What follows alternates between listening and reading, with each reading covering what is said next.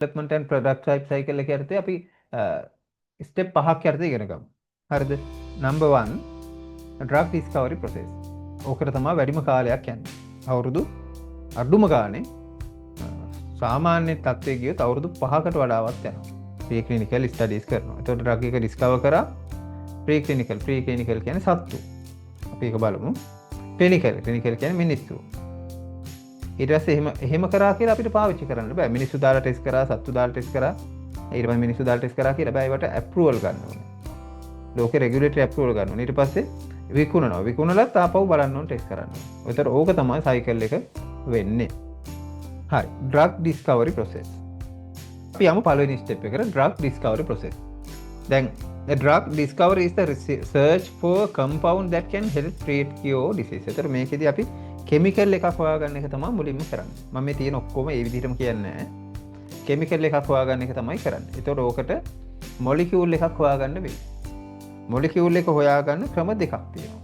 හරිද? දෙකක් නෙමෙයි ගොඩක් තියෙනවා. සාමාන්‍යයෙන් තේරෙන විදිහට කිව්වොත් ඉස්සර නම් අපේ ලෝකේ ඩ්‍රග්ස් හොයාගත්තේ වෙලාවට ප්ලාන්ට් එකක් කියලා හිතන්නකෝ.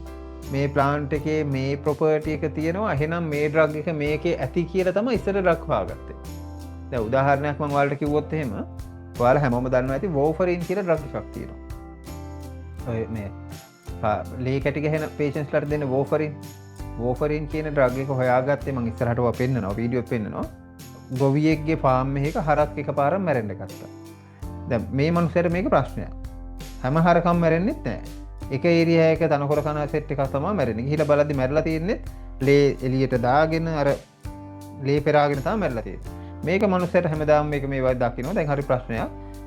කොටසකගෙන මේ පැත්තේ ඒ කන සෙට් එක තියෙනවා. ඊට පස්සේ මොකද කරන්නේ? මේ මනුස්සයා සතු ටිකක් දාගෙන ලේත් දාගෙන යනවා යුනිවර්සිටි එකට ගිහලා ඒ කෙනෙක්ව හම්බෙලා ඒ මනුස්සයා තමයි වෝෆරින් කියන එක හොයාගත්තේ. ඒතකොට ඒක හොයාගත්තේ කොහොමද? අර ගහේ ඒ ප්‍රොපර්ටි එක තියෙනවා කියලා දැනගෙනනේ.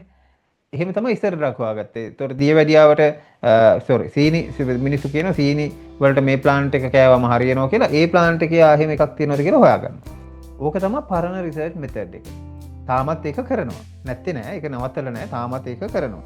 හැබැයි දැන් අලුතෙන් ඩ්‍රග් මෙඩිසින් හොයාගන්න ක්‍රමය තමයි ලෙඩේ අණුව මෙඩිසින් හොයනවා. හරිද? ඒ කියන්නේ දැන් ඉස්සර වගේ මෙඩිසින් හොයන්න එහෙම මේ අමාරු නෑ. නොලෙජ් එක තමයි තියෙන්න ඕනේ. දැන් ඔයාලා මතකයි නේද කොවිඩ් අපිට හැදිච්ච කාලේ උද්දක් විතර යනකොට මෙඩිසින් එකක් ආවනේ. අවුරුදු එකමාරක් වගේ යද්දි මැනුෆැක්චර් කරලා කොහමද දෙන්නත් ගත්තා. ඒතර වැක්සින් එකක් නේ. වැක්සින් එක කියන්නේ මෙඩිසින් එකක්. එතකොට දැන් ඒකෙදි එයාලට වැඩිපුරම කාලයක් ගියේ ලෙඩේ ගැන හොයන්න. කොවිඩ් හැදෙන්නේ කොහොමද? කොවිඩ් එකත් එක්ක අපේ බොඩි එක කොහොමද වෙනස් වෙන්නේ? අපි මෙඩිසින් එකක් දෙනවා නම් කොයි වගේ තැන් වලටද ඒවා ටාගට් කරන්න ඕනේ? ඒ මෙඩිසින් එක කොහොමද අපි හදන්න ඕනේ? අන්න ඒ ටික ස්ටඩි කරන්න තමයි වැඩි කාලයක් ගියේ. මෙඩිසින් එකක් විදිහට මම තේරෙන භාෂාවෙන් කිව්වොත් අපිට බ්ලඩ් ප්‍රෙෂර් ආවොත් බ්ලඩ් ප්‍රෙෂර් ඇති වෙන්න පුළුවන් හේතු ටික හොයනවා. ඒක හේතු ටික හොයලා ඒ හේතු නැති කරන්න අපි මෙඩිසින් එකක් ඩිවෙලොප් කරන්නේ කොහොමද කියලා හොයනවා. ඊට පස්සේ ඒක හොයාගත්තට පස්සේ ඒ තැනට ගැලපෙන විදිහට මෙඩිසින් එකක් අපි ස්ට්‍රක්චර් කරනවා. ඒ කරලා අපි ඒ තැනට බන්දනවා. බන්දලා හරියට බැඳෙනවද කියලා බලනවා. බැඳෙන්නේ නැත්නම් ඒවේ කෑලි වෙනස් කරලා බලනවා. බලලා ආයි බන්දලා බලනවා. බන්දලා බලලා ඊට පස්සේ ඒක ගැලපෙනවා නම් අන්න කෙමිකල් ස්ට්‍රක්චර් එක හදනවා. ඔය එකක්වත් මිනිස්සු ඕනේ නැහැ. ඔය ඔක්කොම කරන්නේ කම්පියුටර් එකේ. හරිද? කම්පියුටර් එක ඇතුලේ තමයි කරන්නේ. ඒකට කියනවා කම්පියුටේෂනල් ඩ්‍රග් ඩිස්කවරි කියලා. ඒකත් එක්ක මොලිකියුල් එකක් හදන එකට කියනවා මොලිකියුලර් ඩොකින් කියලා. ඕක ලොකු සබ්ජෙක්ට් එකක්. අරහා තමයි මොලිකියුල් එක හොයාගන්නේ. ඒ මොලිකියුල් එක දෙනවා කියන්නේ නිකන් දෙන්නේ. ඒවා වැලියු කරනවා ඩොලර් බිලියන ගණන් වලට. හරි දැන් එහෙම වැලියු එකක් එනවා. ඒ මිනිස්සු පඩි ගෙවන්න ඕනේ. ලොකු ප්‍රොසෙස් එකක් නේ. එතකොට ඒක විකුණනවා ඩොලර් බිලියන ගණන් වලට. ඒව ගන්නවා කවුරු හරි එකන. එයා ඒක ස්ට්‍රක්චර් කරගෙන කෙමිකල් ටික කොහෙන් හරි සල්ලි දීලා අරගෙන එයා ඒක හදනවා. එයා ඒක හදලා ඒක බල්ක් විදිහට හදලා එයා කාට හරි දෙනවා. අන්න එතනින් තමයි මැනුෆැක්චර් කරන්න පටන් ගන්නේ. ඒක ඩ්‍රග් ඩිස්කවරි කියලා කියන්නේ අර මොලිකියුල් එක හොයාගන්න පාත් එක. ඕකට ආසන්නව අවුරුදු 5ක් 6ක්වත් යනවා.